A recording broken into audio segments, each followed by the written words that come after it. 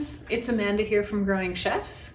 Today I'm going to be talking to you about different parts of a plant that we can find in our garden and on our plate. There are 6 parts of a plant that we're going to be talking about today, so why don't we head out to the garden and check them out. So welcome to part of my garden. I live in an apartment, so I grow all my food in pots and containers on my balcony. You might have a garden that's similar at home. So talking about the different parts of a plant, if you have a garden at home, you very likely started your garden from this part of the plant. That's very important for plant reproduction. And so that's the seed. Any guesses as to what vegetable this seed will grow into? I heard some of you say it there. That's right. You might more recognize it in this form. It's actually a pea seed. So the little peas that we eat that come from in the pod is actually the seed of the plant. And if we dry it, we can plant it in the ground. And this little seed has all the nutrients and things needed to get that plant started and give it a healthy start growing. Once that's planted in the ground, it'll take a little while before you start to see the plant come up. But there's actually a lot happening underground. And the next part of the plant is the first part that actually will sprout from the seed. And this is another very, very important part of the plant. Can you guess what that might be? It's the root. So here's a pea seed that I've dug up, and I don't recommend digging up your seeds after planting them, but and as you can see, this little pea, the first part that sprouted here is the root that started to grow. So the root comes out first, and that's very important because the root of the plant actually helps it take up water and nutrients to feed the plant so it can continue to grow and get bigger and healthy and strong. The root of a plant also helps act as an anchor to keep as a strong base. So bigger plants, especially like trees that you might see, you'll notice they have really big roots that reach out. And that's to help keep the tree stable so that when winds blow and things like that, it stays in one place. It helps keep the tree planted. Can you guess what the next part of the plant might be? So if we've planted a seed and the root starts to grow out, what might come out next that we might see? It is the stem. So I have a different plant here. This is actually a bean seed that has grown, but you can see the bean seed still there. And the root has come out first. And then actually the stem is what starts to grow out of the plant. And the stem is really important for taking those nutrients and water and all the good things that come out of the soil that the roots take up and sending it up to the rest of the plant. So it acts kind of as a transportation tube. It also obviously, again, is a strong base and supports these other parts of the plant that are important for catching sunlight. And as you've probably already guessed and can see on this bean plant, it is the leaves. So the leaves are our next part of the plant. They also play a very important role. And so you may have heard of a really big word called photosynthesis. And this is how plants create food for themselves. And so they take energy from the sun that is captured by the leaves and turn it into food for the plant to eat so that it can help grow big and strong. So we've got the seed, the root, the stem, the leaves. We're still missing 2 more parts of the plant. Can you figure out what those ones might be? So we've talked about 4 of the 6 parts of a plant, but there's 2 more that are super important for a lot of the foods that we eat. The first one I'm going to start with is the flower.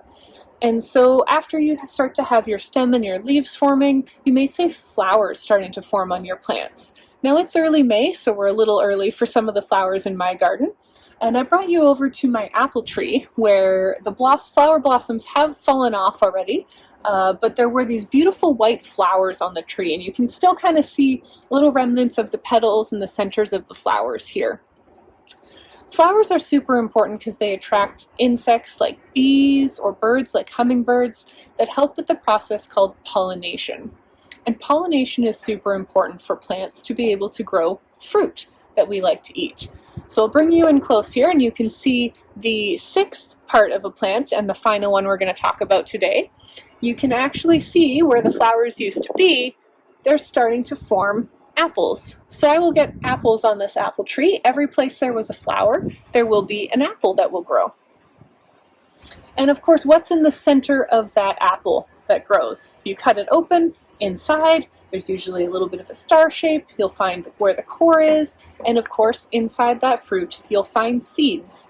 And so the whole process starts over again for us to be able to plant a seed, which will grow the root, stem, leaves, flowers, and fruit to again create even more and more plants for us to enjoy. Let's head back into the kitchen and talk about some of the different foods that we eat from these different parts of the plants. All right, we're back inside in the kitchen now. So I'm going to talk about a few of these parts of the plant we looked at outside and how we use them in the kitchen and how they show up on our plate. We'll start again with the seed. Peas are obviously a great example of a seed that we eat. You can also eat the pod that they grow in. Beans are another example of a seed that we can eat. Obviously, there's things like sunflower seeds, pumpkin seeds that you might be more familiar with as well. From the seed, the next part of the plant we talked about is the root that takes up the nutrients. Can you think of a root that we eat? You probably said carrot. That's the one I usually think of as well. Carrot is definitely a root that we can eat. Beets and radishes are other roots that we eat and use in the kitchen and on our plates. Fun fact about all three of those vegetables, while we most commonly eat the roots, you can actually eat the stems and the leaves of them as well. Carrot tops make a great pesto. You can use beet greens and radish greens in a salad to give some extra flavor. So lots of ways we can use those plants. The next part of the plant is the part that comes up out of the soil after you've planted a seed, and that's the stem. This one's a little trickier to think about, a stem that we could possibly eat, but I'm sure there's one you've probably had. Does this look familiar? It's celery, and celery is an example of a stem of a plant we can eat. Now, if you've ever seen celery growing, this bottom part here actually grows right on the surface of the soil, and so the roots would come down from here. And so what we're actually eating is the stem of the plant, and out of the top is where we see those leaves come from. Sprouting off the stem, we have, as I mentioned, those leaves, but I'm sure you can think of many, many other leaves that we eat and commonly find on our plate.